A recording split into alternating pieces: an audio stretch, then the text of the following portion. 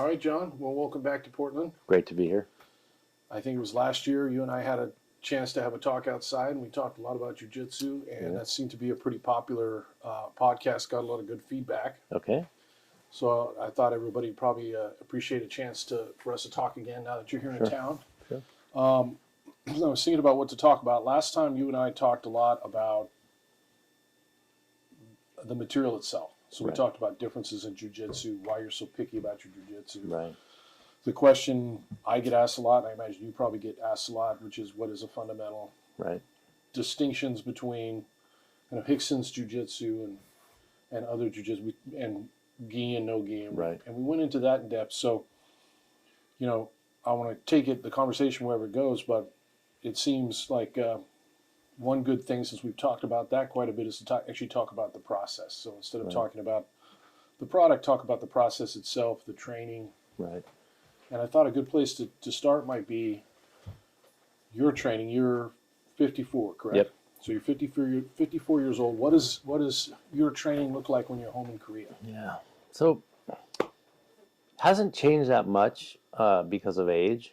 I think my recovery is still good. I can still train pretty hard.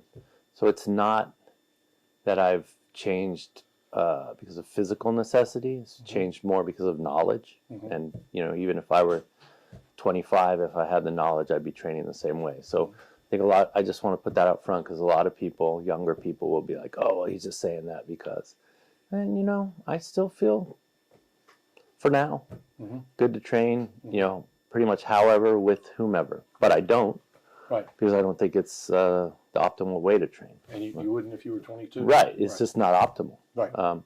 And so I have to force myself a little bit to do more isolation, because free sparring is so fun. It's super fun. But, you know, so is eating donuts. But, you know, you can't do that all day, every day either. Do you enjoy the isolation? Not as much. So for the people who are listening, Position sparring. We're talking about isolation. We're talking about a live drilling. Yeah. Positional sparring. Positional sparring. What other people would call positional sparring. Yeah, so it's not cooperative, right, the way the introduction or the learning of the technique is, but the environment is deliberately limited, right? So that in best case scenario, you're eliminating a lot of options so you can focus on perfecting the feeling, which leads into the timing on not one option but one situation, which may have 2 or 3 options, but not the kind of infinite options you have in free sparring. Yeah. So you're doing more of that, but you have to kind of. It's work. It's work. Yeah, well, you know, that people talk about deliberate practice. That's my deliberate practice. Right? Of the fundamentals. Yes. Okay. So how many days a week? That depends on my schedule. Okay. I would say I average 4 to 5. That's a lot. And yeah, I feel good. And when my schedule's free, it's more like 6 or 7. And when it's not, it's more like 3 or something. But and you go in, and what's the training look like?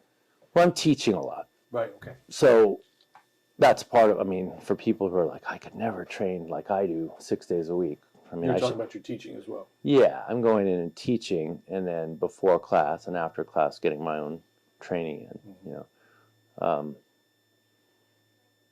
but you know, depending on the class, if there's you know, if I feel like the class is advanced enough and there's an odd number of people, I'll jump into the training as well. Otherwise, I stay out and just coach and do mine, you know, before or after. But yeah, I mean, I have to. It's conscious effort for me to, you know, limit my options and go into situations and, you know, positional sparring. But like everything we've talked about with writing, I'm always more satisfied and happier when I'm done with that kind of training. You know, it's harder to do, but also more satisfying when you're done. Does that make sense? It makes a lot of sense. Yeah. Someone said about writing, I don't like writing, but I like having written. Yes. And when you write something hard, it's more satisfying. Yeah. For sure. So 4 or 5 days a week, 6 days a week when your schedule permits, you're going in and what, a couple hours a day? Yeah. Maybe teach an hour. Exactly. And your classes are an hour? Hour, noon, and we have an 11 and a noon class that I try to get to because I like getting my training done earlier in the day and being at home with my family at night. So when those classes are hour-long classes, I'll usually do 2 of them. I'll do the 11 and I'll do the 12. Okay. Sometimes I'll teach the exact same class. If there's a lot of overlap, some people will take the class twice. Then I'll teach a very close, maybe warm up with what we've just done and teach a very closely related class. And then Fridays team training, Saturdays team training. Those there's not really a limit. It's more like your Friday class, hour and a half to 2 hours. And then in the nighttime classes are usually hour and a half. I go less because I try to be home at night. And what kind of material are you working on? We talked a lot about material last time, but just briefly, Yeah, what are you working on? I just rotate through the, most foundational positions in jiu-jitsu that everyone needs to deal with, on offense and defense. I'm spending more time than I used to. Yeah. So now, there's no set framework, but I know some people go through 2-week modules, I find myself going sometimes a month, sometimes 6 weeks, whatever feels natural to me and whatever I feel like, okay, now we've you never exhaust jiu-jitsu, but we've exhausted one revolution or one round. It's time to move on, I feel like it takes a month or 2 months just to go through the fundamentals of any given position. Right. People rush it. You can never show more than a couple things when that happens. Right. Not quality-wise. Yeah. And here at your seminars, you've been focusing on, we talked about this quite a bit last time too. For people who haven't seen it, they can look it up on the YouTube. But what you were doing, which is unique, is you're doing a whole seminar not on a position like I usually do, but on a particular kind of movement, of which there's about 12 basic root human movements, right? Mechanical movements.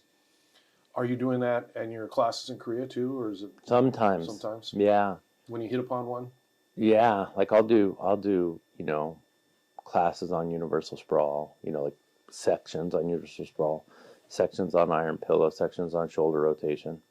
But then sometimes, I'll usually ask the instructors and some of the higher students, like, what do you guys feel you need work on? Right. And we were with my first Korean black belt a couple months ago. Is like Mount Bottom. So it wasn't fundamental. I mean, I always teach through fundamental movements, but it was more like all the options from Mount Bottom. And then when I go back, they want guard passing, and so I can't help but. When we're passing guard, I can't help but refer to this is universal sprawl and this is about shoulder rotation, but it will be based more around guard passing. So I go back and forth. And every jiu-jitsu coach or black belt that I know of that's a good teacher has what they're teaching their students in any given period of time, and then you have your own little pet stuff that you're working on.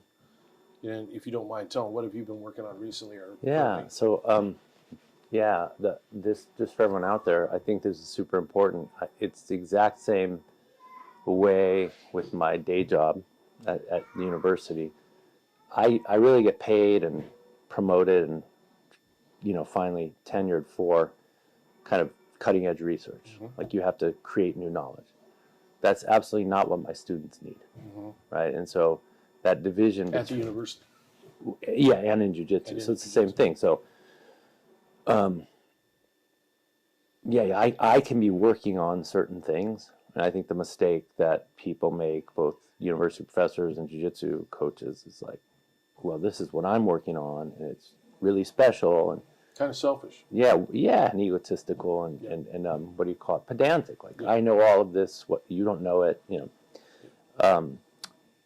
So I'm very careful in both of those environments to be like, no. What did I learn 28 years ago that's allowing me to do what I'm doing today? That's what I need to teach them, right? What fundamentals did I build all of this on? And so it's really similar. And so, I go in and I try to teach something that everyone can do in the room, because we have big, small, male, female, skinny, fat, heavy, light, flexible, stiff. There's just a range. Gi, no gi, punches, no punches. So anything I teach has to work in all those environments for all those people. And that's really the filter that it goes through. And that, you know, we talked about, that's why I think, you know, Hickson through Henry through SBG, I mean, that's just some material that I think best fits that, you know, or passes through that filter. It doesn't get all clogged up. For us, that's always been the ethos, right? What works in fighting. Yeah. And I think filter is a good word, because it, you know, you have something that you're trying to get through and something that you're trying to keep out, right? And so my filter is keep out anything that's not going to work for everyone in the room, keep out anything that's going to fall apart under a certain rule set, you know, yeah, that's my filter. So what are you working on personally? So I am very honest with myself about my weaknesses. So I was on sabbatical until a half year ago, and the whole sabbatical was guillotines, or, you know, front headlock, holding and attacking from front headlock, and then leg locks, both attack and defense, you know. So obviously, even if I eventually decide that it's not really my game for attacks, it's just a worldwide trend. You have to know how the game works to defend against it. What I found interesting last year when you were here, we were talking about that, was you're emphasizing leg locks as a means of positional control. Yes. Which is a jiu-jitsu way of doing it, as opposed to a catch wrestling way of doing it, I guess. Yeah. Which is interesting and new. It is new. I think John Donner is primarily responsible for that. I think he deserves credit for that. How to, you know, twisting someone's foot has always been around, but incorporating into the jiu-jitsu frame. What other lessons do you think you picked up maybe in the last couple of years about teaching that you would put across to the other coaches and people who are listening to us now? Yeah. Okay, so the biggest one is, and it's like, it's funny because, you know, you've been better at this than I have for a long time.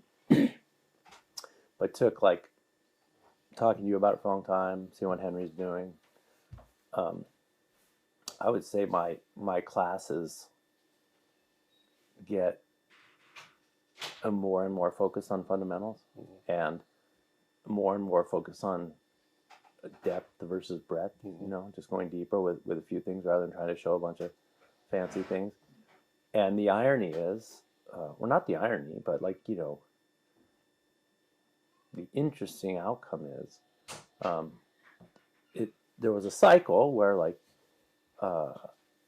the classes I teach, like on Fridays and Saturdays, which are kind of team training, instructor training, they get bigger and smaller at different times. They got smaller for a little while, and then in the last couple of years, even with COVID, right, in the last couple of years, they're getting bigger and bigger, and even the like really competitive black belts, the guys who fight a lot of tournaments, IBJJF and Abu Dhabi and stuff, they're coming and telling me how much they love it. That approach. Your classes are getting the simpler and the more deeper you go into the fundamentals, the more popular classes getting. Yeah.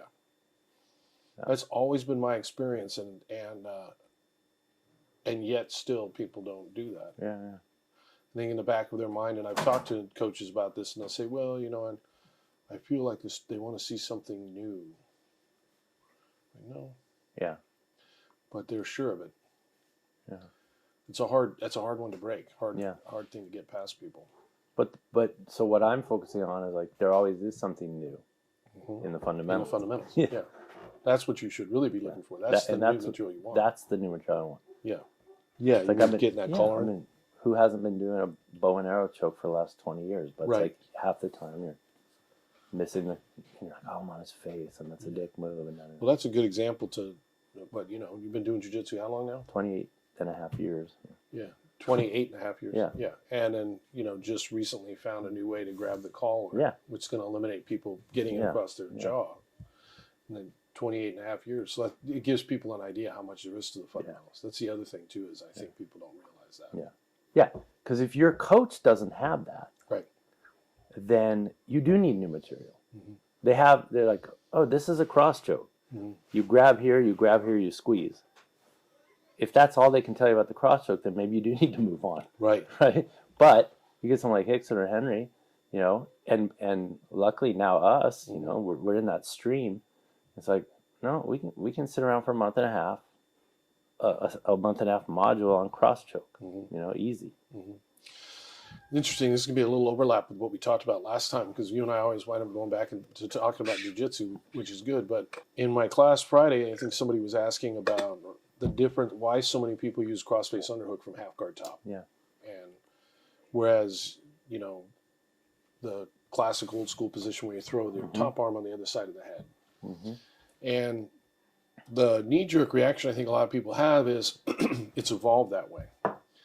But in reality, it's devolved. Yeah. In reality, what I think happens is there are so many details to those fundamentals, like as you just mentioned, and unless someone's taken the time to get them, it won't work as well. Yeah. And then someone will come along with something like, oh, here's a heavy crossface you can grab and squeeze, and it's hard, and you learn that in a minute. Yes. And so then the crossface underhook becomes the dominant position, but it's not the dominant position because it's technically the most outstanding. It's the dominant position because it's best at replication, which is just like everything else. I was thinking about this the other day.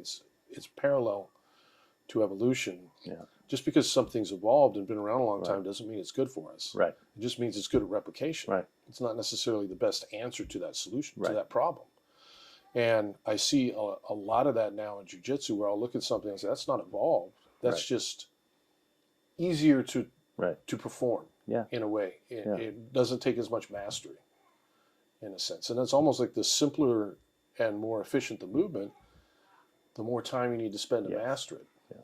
But at the same time, the more problems it's going to solve for you. And it this whole other game doesn't even evolve because you just shut it down at the beginning, right? Like those chokes and stuff. Yeah. Doesn't even happen when your arm's on the other side of the head. Yeah. So there's a whole branch of jiu-jitsu that would just kind of done. You don't have to worry about. Yeah. Do you think that's accurate, or I think it's 100% accurate. And I think, I wasn't thinking of the evolutionary model, but I was thinking ease of access. Right? Ease of access, yeah. So it's like Taco Bell is probably the most popular Mexican food in the world. Is it the best? No, it's horrible. But it's easy to access. It's cheap. It's there on every corner. Yeah. But it doesn't mean it's good. Now, the pushback, of course, people will give as well. What about what you see at the highest levels of competition? And I have different responses to that. And we talked about that last time, but very briefly, because there's going to be people who are watching us now who are going to be saying that in their mind. And how would you respond to that? Wow. Highest levels of competition. If that's, I'll phrase it playing devil's advocate. Yeah, no. If that version of holding half guard top really is that much more efficient and better, then why don't you see Gordon Ryan do it? Right. Okay. So I have a few answers. One is if you train only for a certain rule set, like all I'm going to do is train gi, or all I'm going to do is train no-gi, and these are the rules, you can get away with kind of less universal position because, in no-gi, no one can grab your clothes, they can't hit you. In gi, you can grab their clothes, they can't hit you. I think, the classic hand position is there because it basically effectively deals with gi and no-gi and striking all together. Yeah. And so it's if you think of it negatively, it's kind of a compromise because it has to deal with many more variables than a tournament style game does. Which I think a lot of people do think of it in the negative. Right. Negative is compromise, but again, it's like if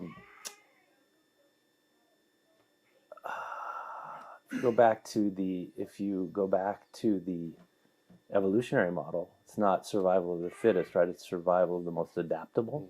I think it's the most adaptable position. In other words, you could, going back to evolution, like you could get something that's the best in water, an animal, and you take it out and it dies. Best on land, you put it in water and it dies, right? So I think the positions we're talking about are like land, water, mountains, desert. It's like they're gonna work in every environment. Whereas if you're like, hey, there wouldn't be the distinction between jiu-jitsu for MMA and jiu-jitsu with a gi on that might exist now with those current rule sets. Right. You have somebody that could easily go back and forth between the two, or Abu Dhabi and IBJJ. What else would you say to, because that's such a common argument. Sure. I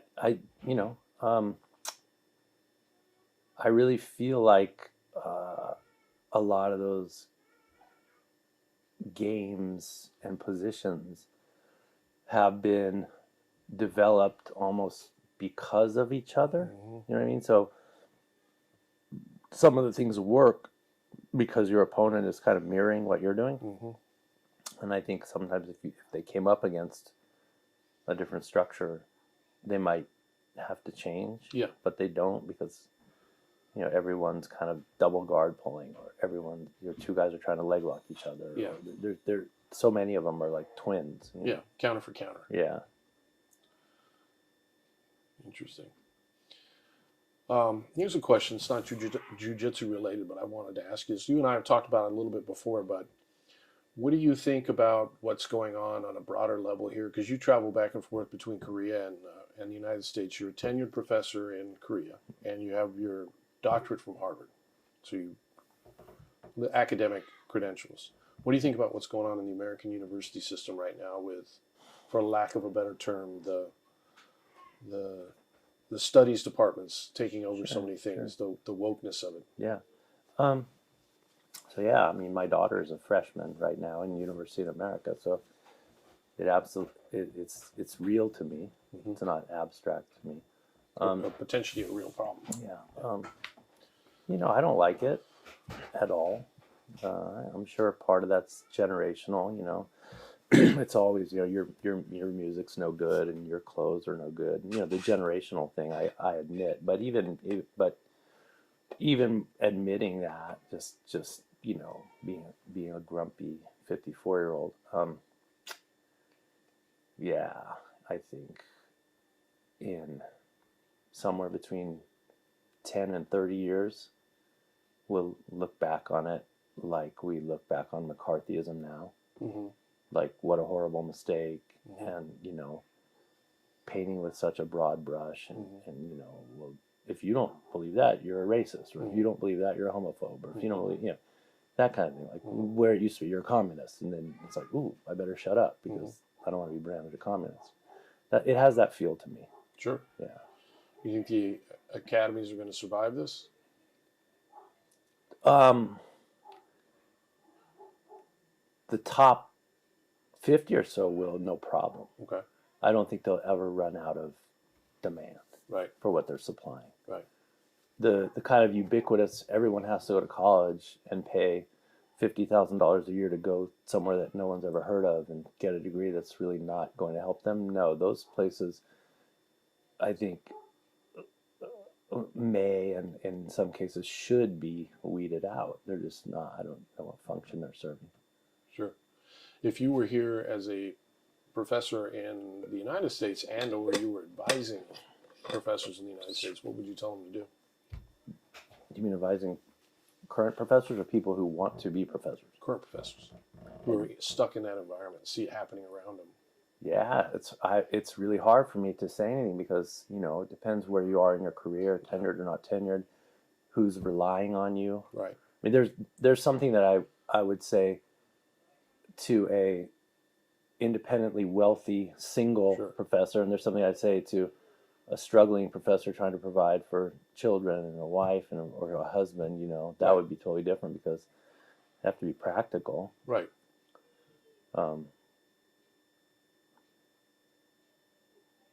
Yeah, pick your battles. Mm-hmm. I don't expect anyone to. It's beautiful when they do. I mean, I think when someone like Pete or Jordan Peterson or someone, and they're like, you know what, I'm gonna quit. I can do better on my own, and mm-hmm. I have the kind of value system which absolutely won't allow me to participate in this nonsense. Mm-hmm. That's very admirable, mm-hmm. but I don't know how many people are ready to do that. Right. And I wouldn't blame anyone for not doing it if they had other people to support. And, right. Yeah. They're hostages, basically.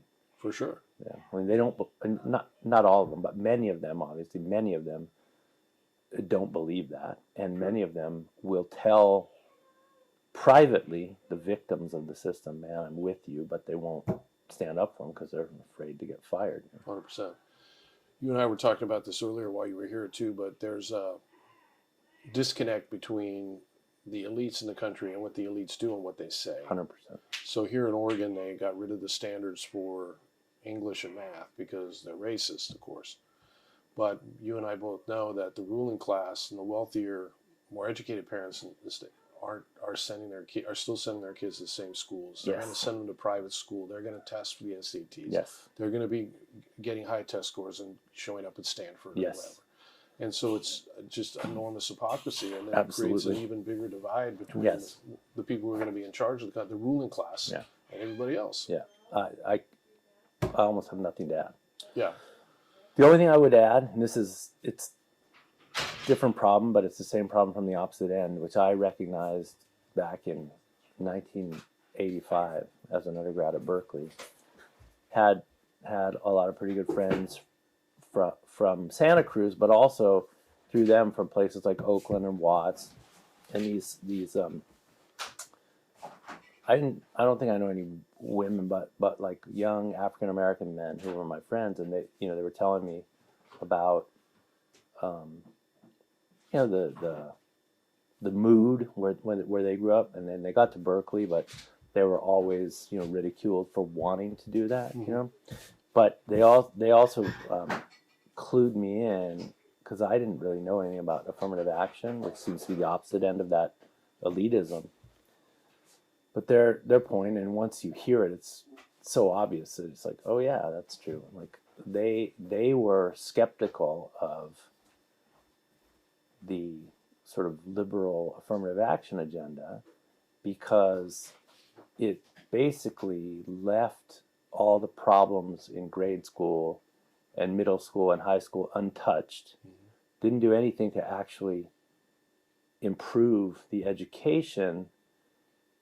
It just took people from those problematic elementary schools and middle schools and high schools and stuffed a few of them into Berkeley and stuffed a few of them into Stanford and stuffed a few of them into Harvard, where most of them would fail out.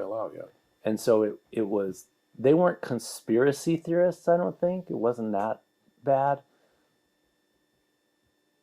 But they made it very clear to me that it's like this would be the ultimate way for someone who professes to be liberal to kind of assuage their own conscience while also changing nothing.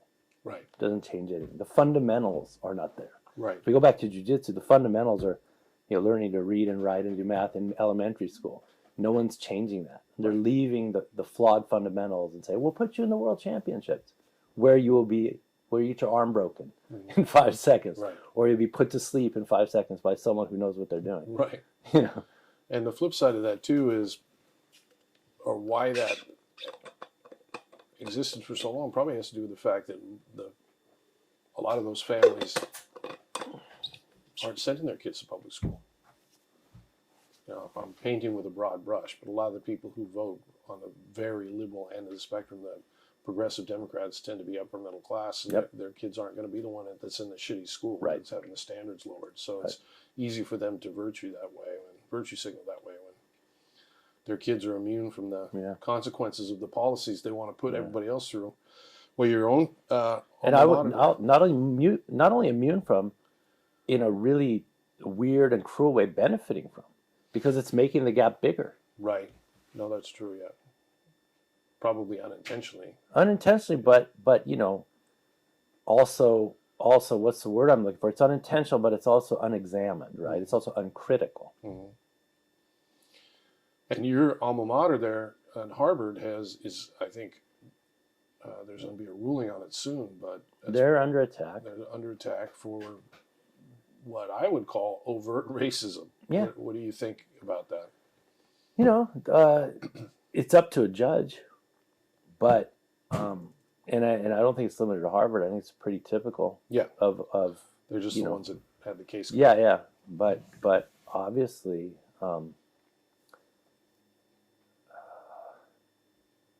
Yeah, I mean, I don't think it's even arguable. Like, you are. And what we're talking about is drastically higher standards or criteria or weeding out Asian American kids and Jewish American kids simply because they're Asian or they're Jewish. Yes. Saying, well, we have there's too many Asian kids doing too well. Yeah.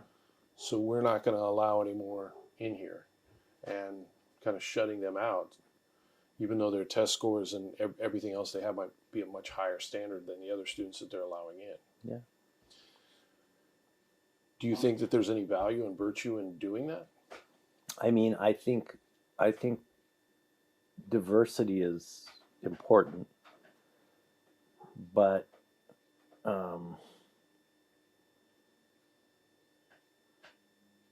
it's not more important than anything else. You know what I mean? And also, everybody says diversity is important, but nobody specifies what they mean by diversity. Right. So when you say diversity is important, what do you mean? So yeah, so I think diversity in general is important, but I don't think diversity itself is more important than any other. Do you mean diversity of immutable characteristics? So that's what they mean. That's not what I mean. Right. Right. So they Not what you're saying. they mean diversity of immutable characteristics. I mean diversity. Diversity of outlook, diversity Yeah. of background, Yes. diversity Yes. of Yes. life experience. Yes. Which, unless you're a racist, can't truly be tied to immutable characteristics, although it so often is by the progressive left. Yeah. The kind of diversity you're talking about is the kind of diversity that they try very hard not to have in the university. Correct. Ironically. Yeah. It's a joke, but it's funny because it's so true. Or maybe it's sad because it's so true, but you see these sort of conservative memes where it's like, such and such university demands that it's completely committed to diversity. How many Republicans are in the sociology department? 0. How many in the comp lit department? 0. Right. So it's like that's the professors, not the students, because they can't really ask the students politics, I guess. But it still punches a big hole in the diversity rhetoric. Sure. One thing I talked to you about many years ago that I found interesting is you were talking about parallels between jiu-jitsu and your day job. And your day job is, and correct me if I'm misstating it, but you're a professor of Korean literature. Correct. At the university. And is it a particular era? Yeah, I do like early modern. I specialize in the colonial periods, like 1900, but really like 1910 to about 1945. Okay, so that's very specific. So yeah. From there until 1945. And you've talked to me before about parallels between that and jiu-jitsu. Right. What are the parallels you see between that and jiu-jitsu?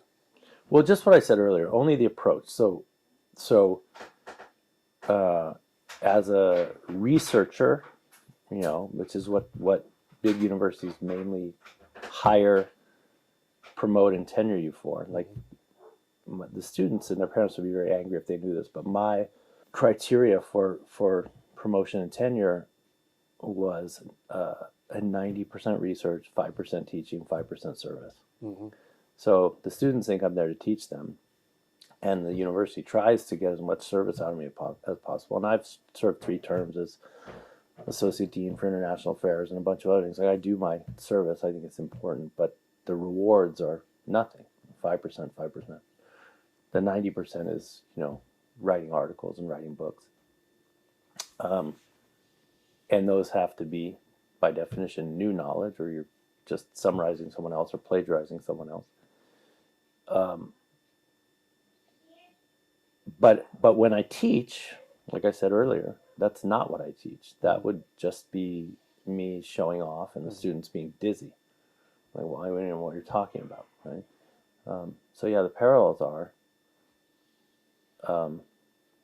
don't teach your game, mm-hmm. right? The jiu-jitsu parallel is don't teach your game. Have a game, mm-hmm. and your game in jiu-jitsu may be what wins you gold medals, and my game in Korean literature may be what gets me tenured. That's not what the students need or want, right? Right. Don't teach your game. Just, right. Again, go back to the fundamentals that allowed you to build your game.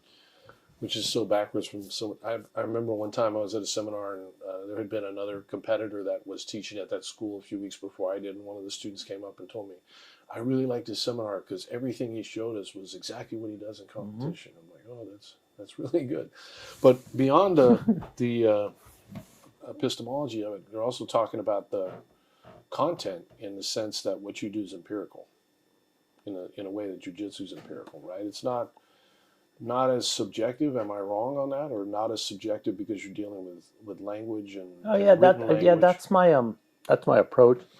So with some people, I think some people in literature who come at it more through like cultural studies and Marxism and postmodernism, it doesn't tend to be empirical at all.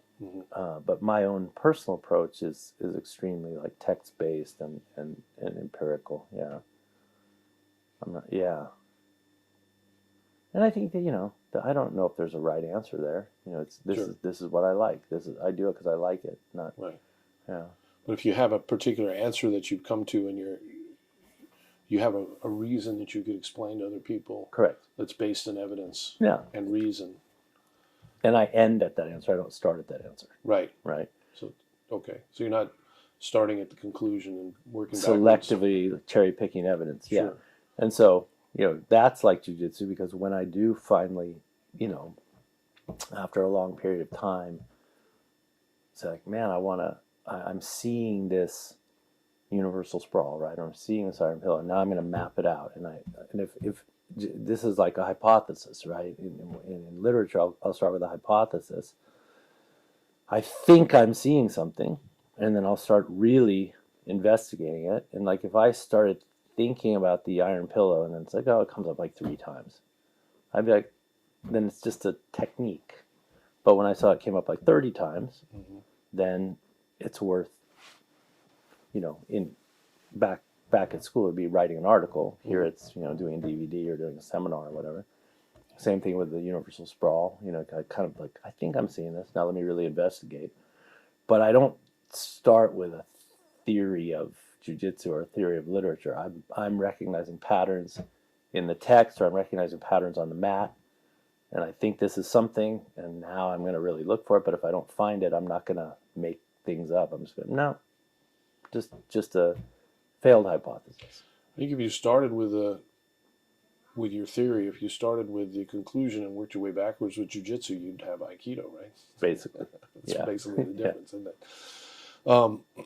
Okay, so some hard, simple questions that people are going to ask that our jiu-jitsu students are going to want to know about, like how often, I get asked this all the time too, how often do you think people truly need to train, quote unquote, hard? By which I think they mean competitively. There's competitively like you're going to compete in a tournament. Right. And then competitively like you're rolling in a friendly competitive match. And then there's competitively like, okay, this match is Abu Dhabi right now, and I'm down on points. And so if we start at the last one that I just mentioned, like the really critical, like hard as you can, how often do you think that's even necessary? Or is it necessary? It's completely dependent on your goals, I think. Okay. Let's take a immediate competition out of it, and we'll say for the lifelong jiu-jitsu student, somebody that's decided I'm going to be with this art for the rest of my life. I may compete at 2 or 3 tournaments, maybe 12, but I'm not going to go have a match with Gordon Ryan in 2 weeks. Yeah, I would say there's a few answers. I would say it's, in absolute terms, it's unnecessary. Like you never need to do it if you don't want to do it. Okay.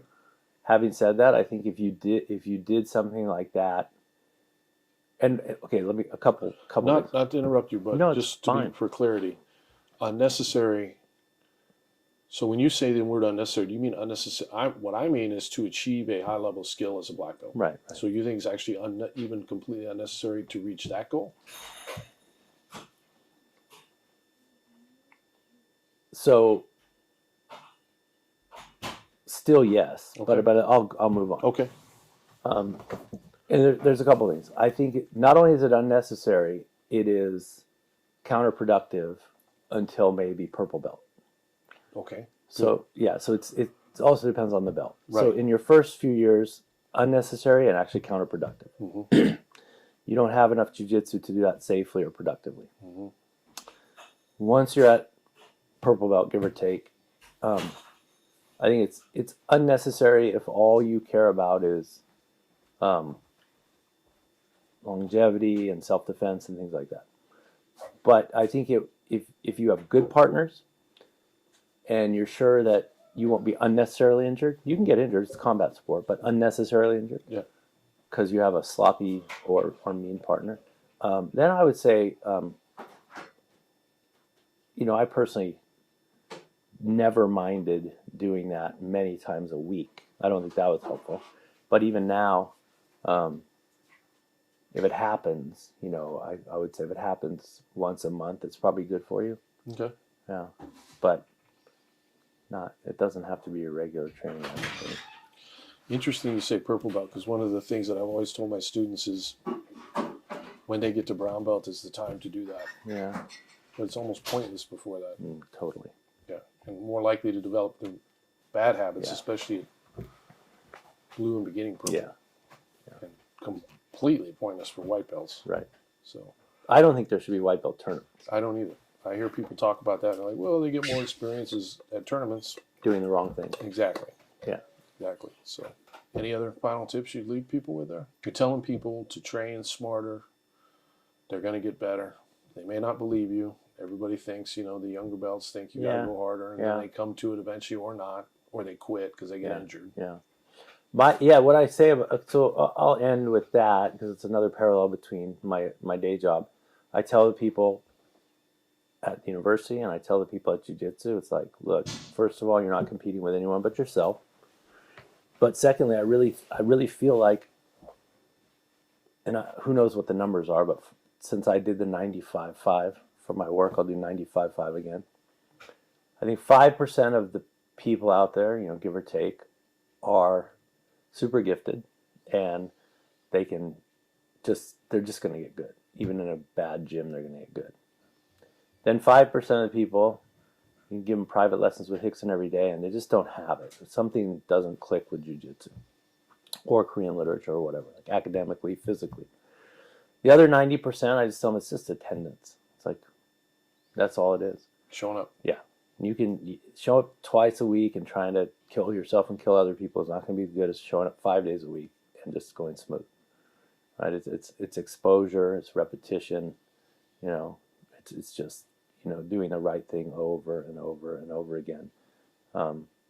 Intensity, I think, is overrated and often counterproductive. I mean, you're talking about discipline. Yes. Yeah. Intensity is intensity tends to go with people's motivation, which comes and goes, right? Yeah. You're talking about long-term discipline. Yeah. And I think for 90% of the people who aren't very, very gifted or very, very challenged, that's the difference between, man, that guy's really good. What's his secret? Right. That girl's really goes, stays healthy. Stays healthy. So, be there 5-6 days a week, roll mellow enough to stay healthy. Mm-hmm. And it's like, lo and behold, 5 years later, you're a nightmare. It doesn't matter what you were when you started. Truth. But you go hard, and I'm going to train harder than you. And then it's like, oh, you're out for 6 months because your knee. And you hard, and you're out for 4 months because your shoulder. And those people never get good. Right. Yeah, I think it goes off of what you were talking about with white belt tournaments, right? There was a local white belt tournament. One of our white belts was in there. He took the guy down. The other guy started using rubber guard, popped his own knee. Yeah. Our guy, he didn't stop. So our guy passed. And then this guy tried to use a buggy choke with his other knee that he hadn't popped yet and popped that knee. And popped both his knees for a white belt tournament. Yeah. Trying to do a bullshit technique. I'm glad that wasn't our guy. Yeah. Proliferation of information like that. Okay, so it's a great question. Filtering information. Yeah, I'll start with saying that I believe, just looking at it in my mind, that the buggy choke won't work against the classic position. No. There you have it. I guarantee it's against this. Yeah. Right? So that's already one more argument against that hand position and one more argument for the classic hand position. I don't think it can be set up. The funny thing about that, too, not to interrupt you, but they're fine. Never new. Because the moment Zach described that, I'm like, I remember seeing that 25 years ago. Yeah. Because inevitably somebody comes up with something like that. Sure. The difference is now is YouTube and all that stuff. So it zooms around the world really quickly, but it's almost, there's so much hubris to somebody that thinks they're going to come up with something new with jiu-jitsu. You know what I mean? You come up with depth on the fundamental, but if you think you invented a move, you're probably fooling yourself. Yeah. Somewhere, Fully agreed. somebody did that before. Memorization of particular dates or things like that is almost pointless, because you can now you pick up your phone and get any of that. What's important is your critical thinking, which is your ability to filter information. And the same would be true of jiu-jitsu, right? And the filter you build that allows you to look, because you and I can look at something like that and immediately go, instantly disregard it. But what is it that allows us to do that? Right. Besides just the experience, it's understanding how jiu-jitsu works, right? Yeah. So, but yeah. Are we on? Yeah. Yeah, no, we talked about it. Henry and I just talked about it last week in Vegas. It's like buggy choke is just one in a long line of things that are they're answers to questions that don't need to exist, or they're solutions to problems that don't need to exist. I was watching some champion do something that looked really wrong to me, but because he was a champion, I wasn't really trusting my eyes, which I should have. Because even though he's a champion, I've been training longer than he has. I sent it to Henry. It's like 3-4 years ago when, still like kind of not sure, I was sure, but not as sure as I am now. And I said, okay, I'm going to ask you a question. I see this, and this. I pointed like 3 or 4 things that were just like fundamental flaws in what this guy was doing. And I really appreciate Henry, because he didn't say, like, yeah, number 1, here's where I agree, and here's where I disagree. Number 2, yeah, you're right. Number 3, number 4. He just wrote back, sloppy jiu-jitsu works against sloppy jiu-jitsu. And I was like, yeah, that's a more eloquent way to put it. But once you don't have sloppy jiu-jitsu, you don't need all those solutions, because the problems never happen. So that's the buggy choke. But back to your more general question, exactly what we were talking about earlier and what I say at school. I tell my my students, I said, you won't have any tests from me. You don't have to memorize names and dates, because that's all available, depending on how fast you type, in 1 to 2 seconds on Google. And, if you think of your head as a hard drive, it's limited. Someone's lucky they're born with more gigabytes than you, and you're unlucky you're born with less, but everyone's limited. We're all limited. And, if you're going to fill that with things that a computer can do better and faster, it's kind of a waste of energy, waste of time, waste of hard drive space, whereas only thing we can beat Google on is critical thinking. Right? It's the only thing we can beat a computer on. So I said, use your very limited hard drive to focus on critical thinking. And whether it's jiu-jitsu or, theories about what happened on September 11th, it's just all out there. Every kind of weird technique and conspiracy theory is out there. So, moving forward, it's again, it's like fundamental knowledge, whether it's jiu-jitsu or fundamental knowledge in critical thinking, to sift through and filter all of that and leave about 90 some odd % of it behind immediately and not waste your time on it. Yeah. So much of that too is like they're searching for a magic bullet, aren't they? Yes. And, it's like, really, you should be wondering about how you fundamentally escape cross sides, how you wind up at cross sides, how you get out from cross sides against somebody bigger and stronger. I'm like, ooh, a choke I can catch somebody with and surprise them once, maybe if they're not paying attention, and potentially bust my knee out, and you're going to build a game around that. Yeah. And the longer somebody has that mindset of trying to find these little tricks, generally the worse their jiu-jitsu is, right? I had a guy come through town a while ago who was a brown belt, strong guy, and he told me he travels from gym to gym to gym, didn't have his own gym. And I watched him roll with the students, and I could see he had very particular routes that he goes to all the time, and he had a lot of tricks, like little things he was doing. So he was getting the students with that stuff, and then we rolled, and I just held him down, and that was that. And then one of the students was asking me about it earlier, and he's like, well, what was going on there? And I'm like, well, you just didn't see that before, and so you were caught by surprise. And you're close enough that he could do that. But I guarantee you, if you rolled with him for another 2 or 3 times, you would shut down every single one of those things, at which point you would see that your positional skills are actually a lot better than his. Where you'd be able to pass his guard, you'd be able to hold him down, you'd be able to escape if he got on top of you. Yeah. So in essence, your jiu-jitsu is much better, You're just not used to those routes. Sure. And but what struck me was what a waste of time that was for that guy. He's been doing jiu-jitsu. He'd been doing jiu-jitsu for like 25 years. Sure. But I could still see underneath the scaffolding of his game that he put together that there wasn't any foundation. Right. You It's know? a veneer. Hmm? It's a veneer at that point. Yeah. And I think of those types of things too, the buggy choke or whatever this guy was doing. They're like magic tricks. Yeah. And Once if you've seen it, if you right? don't know it, it's like you get caught. Right. If you know it, if someone shows it to you one time, it'll never work again. Exactly. It's like you'll know what that is, and forever you won't be fooled by it. Right. And or if your fundamentals are that much better, you know, it's like Hodger's not going to get buggy choked by anybody. No. Nor, he's not going to get buggy choked, and he could tell you, I'm going to mount you and cross choke you, Right. and you can still do it. He doesn't need to trick you. No. No. Which is the beautiful part about jiu-jitsu. Yep. So with all that information out there, what do you say to the white belt who's now just got the bug of jiu-jitsu and they're hungry for more information? If they'll listen to me, I would say you're going to get more information than you can handle just coming to class. Mhm. Right? The really bad people in every discipline, because it could be at school, it could be jiu-jitsu, it could be anywhere, are the ones who, let's say, like for university, my class are 3 hours a week, and let's say at jiu-jitsu, like an average person is coming to 3 days a week, right? So you're seeing someone 3 hours a week. They can barely make that. They're tired. You know, they're oh man, my wife, my girlfriend, my boyfriend, my husband. So barely making it, and they're tardy sometimes. They're absent sometimes. So they're like struggling to get through 3 hours. But then they'll spend like 7 hours or 9 hours on the internet trying to figure out why what you taught them is wrong. Right. You know, who told me? Who's showing something different than my jiu-jitsu coach? Who's saying something different than my Korean literature professor?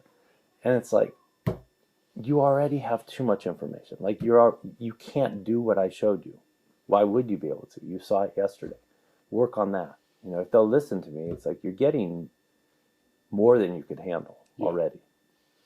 I always tell them to stay off YouTube unless they're on our channel. And then they say, Well, yeah, because that's review. right. Right.